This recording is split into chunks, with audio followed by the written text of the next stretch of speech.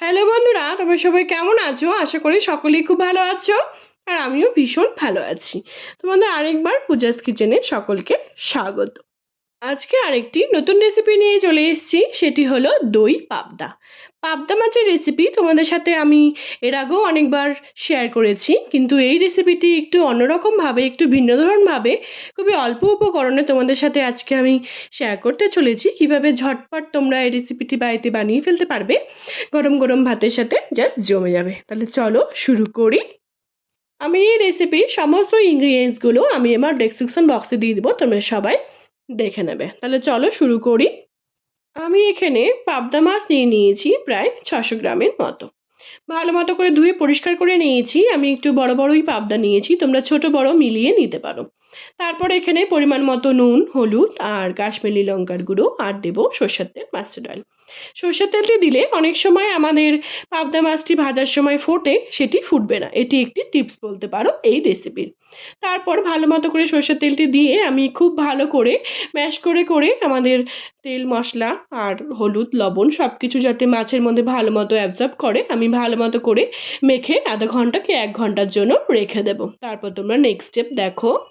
তারপর আমরা এখানে 2 রকম সর্ষে নিয়ে নিয়েছি আর নিয়েছি বেশ কটা কাঁচা লঙ্কা। আমি 2 রকম সর্ষে দিয়ে করব রেসিপিটি। তোমরা চাইলে 1 রকম সর্ষে দিয়েও করতে পারো, কিন্তু 2 রকম সর্ষে দিয়ে করলে এর স্বাদ কিন্তু অসাধারণ হয়। আর দেবো একটুখানি নুন। অনেক সময় আমাদের সর্ষেটি তেতো হয়ে যাওয়ার ভয় থাকে, এটি দিলে সেটি হবে না।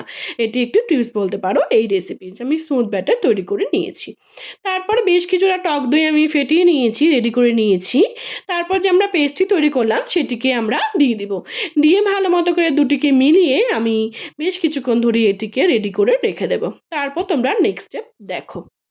তারপর আমরা গ্যাসে একটি কড়াই বসিয়ে দিয়েছি। এর মধ্যে আমি বেশ কিছুটা সর্ষের তেল অ্যাড করে দেবো, মাস্টার্ড অয়েল দিয়ে ভালো মতো যখন তেলটি আমাদের গরম হয়ে আসবে, তখন আমরা এক এক করে সব পাবদা মাছগুলিকে ডিপ ফ্রাই করে লাল করে ভেজে আমি তুলে নেব। তারপর তোমরা নেক্সট স্টেপ দেখো বন্ধুরা।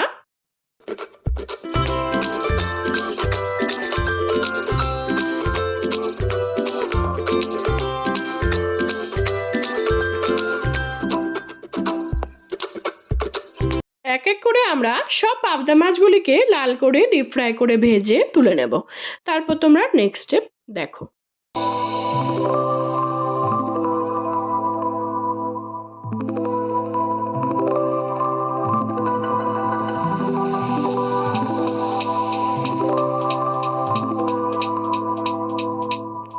দেখো আমরা পাবদা মাছগুলিকে সবগুলিকে ডিপ ফ্রাই করে লাল করে ভেজে তুলে নিয়েছি। তারপর আমরা ওই তেলেই একটু কাঁচা লঙ্কা আর কালো জিরে ফোড়ন দিয়ে নেব। যখন একটি স্মেল বেরোবে, সুন্দর একটি গন্ধ বেরোবে, তারপর আমরা এর মধ্যে একটু নাড়াচাড়া করে কাঁচা লঙ্কা আর কালো জিরেটিকে, তারপর এর মধ্যে আমরা বেশ কিছুটা কুচনো পেঁয়াজ আর টমেটো অ্যাড করে দেব। যখন এটি ভাজা ভাজা হয়ে আসবে, নরম হয়ে আসবে, তারপরে আমরা এর মধ্যে এক এক করে সব মশলাগুলো অ্যাড করব। ধনে গুঁড়ো, লঙ্কা গুঁড়ো আর হলুদ গুঁড়ো, আর কিছু লাগছে না আমাদের মশলার মধ্যে। তারপর নাড়াচাড়া করে বেশ কিছুক্ষণ ধরে আমি নাড়াচাড়া করে নেব।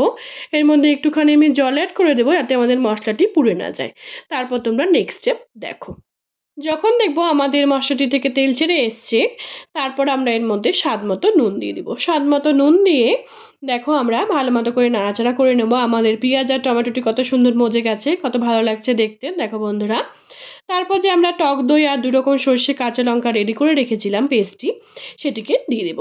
দিয়ে ভালো মতো করে নাড়াচাড়া করে নেব। আমরা এবার ভালো মতো করে নাড়াচাড়া করে নেওয়ার পর সর্ষেটি আমি একটুখানি ভেজে রান্না করব। ভেজে রান্না করলে পরে অনেক সময় আমাদের সর্ষেটি তেতো হয়ে যাওয়ার ভয় থাকে, সেটি হবে না। আর ভেজে রান্না করলে পরে এর ঝোলের স্বাদ কিন্তু আরও অসাধারণ হবে, আর গ্রেভিটিও আমাদের খুব সুন্দর হবে।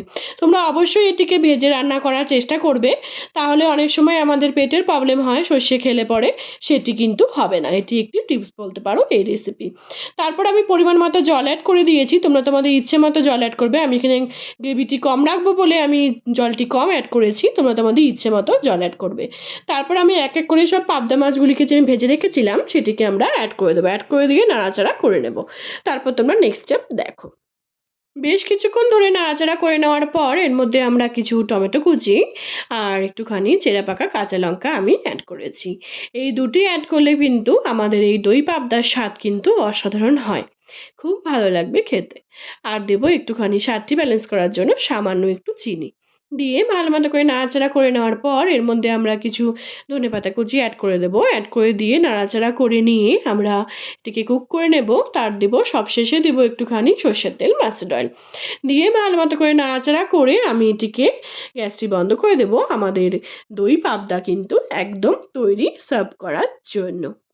গরম গরম ভাতের সাথে জাস্ট জমে যাবে এই দই পাবদাটি।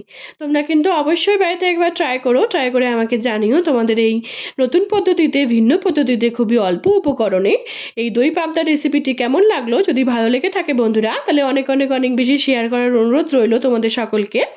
আর তোমরা যদি আমার চ্যানেলে নতুন বন্ধু হয়ে থাকো তাহলে অবশ্যই কিন্তু সাবস্ক্রাইব করতে ভুলো না। আর কমেন্টের মাধ্যমে কিন্তু আমাকে জানিও তোমাদের রেসিপিটি কেমন লাগলো। আমার ফেসবুকেও একটি রান্নার পেজ আছে সুইট কিচেন দিয়ে, সেটি লিঙ্ক আমি তোমাদের সাথে সবশেষে শেয়ার করে দেবো। সেটিকে ফলো করার আর অনেক অনেক অনেক বেশি শেয়ার করার তোমাদের সকলকে অনুরোধ রইল। সবাই ভালো থেকো বন্ধুরা, সুস্থ থেকো। আবার নেক্সট ভিডিওতে দেখা হচ্ছে নতুনত্ব আবার রান্না নিয়ে। টাটা।